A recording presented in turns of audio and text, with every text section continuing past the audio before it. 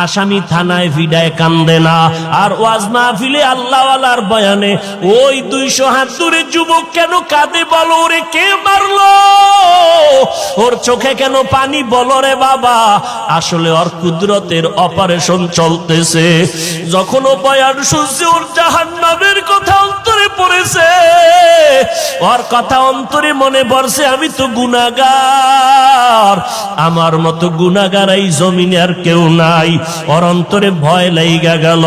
আল্লাহওয়ালার বয়ান শুইনা দিলের মধ্যে ভয় আসছে, একদিন আমার মরতে হবে।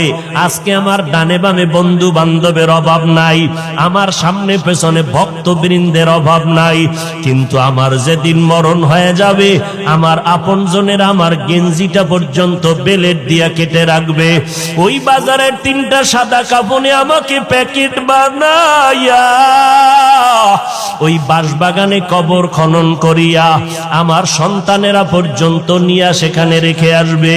আমার বন্ধু বান্ধবেরা ওই কবরে কেউ যাবে না, কিন্তু ওই কবরে যাওয়ার পর যদি গুনাহ নিয়ে কবরে যায়, মদিনার নবী বলেন 3টা প্রশ্ন সবাইকে করা হবে। কে ধনী, কে গরিব, কে আলেম, কে মূর্খ, কে পীর, কে মুরিদ, কোনো ভেদাভেদ নাই। ওই কবরে যাওয়ার পরে পীর সাহেবকে যেই প্রশ্ন, মুরিদেরও সে একই প্রশ্ন করা হবে, ডাক্তারেরও যেই প্রশ্ন, রোগীরও সেই প্রশ্ন করা হবে। রবের পরিচয় দাও, ধর্মের পরিচয় দাও, রহমাতুল লিল আলামিনের পরিচয় দাও।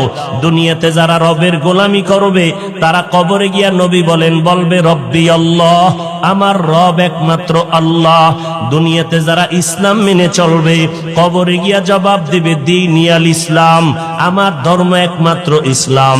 দুনিয়াতে যারা সুন্নতের আমল করবে, আঙ্গুলের নখগুলো কেমনে রাখবা সেখানেও নবীর সুন্নত যারা মানবে, মাথার চুলগুলো কেমনে রাখবা সেখানেও নবীর সুন্নত যারা মেনে চলবে, জুতা 2টা কেমনে পায়ে পরবা, কেমনে খুলবা সেখানেও নবীর সুন্নত যারা মানবে, বাথরুমে কেমনে ঢুকবা, কেমনে বসবা, পানিটা কেমনে খরচ করবা, আবার কেমনে বের হইবা সেখানেও নবীর সুন্নত, পোশাকটা কেমনে গায়ে পরবা, পোশাকটা কেমনে খুলবা সেখানেও নবীর সুন্নত যারা মানবে, কবরে যাওয়ার পরে মায়ার নবীকে দেখাইয়া ফেরেশতারা বলবে চিননি।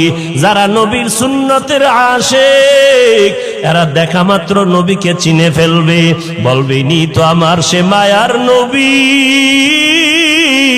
যেই নবীকে না দেখিয়া দাড়ি রাখলাম, টুপি পরলাম, নামাজ ছাড়ি নাই, বেপরদায় চলি নাই। আমার আল্লাহ তাৎক্ষণিকভাবে কুদরতের আওয়াজ দিয়া বল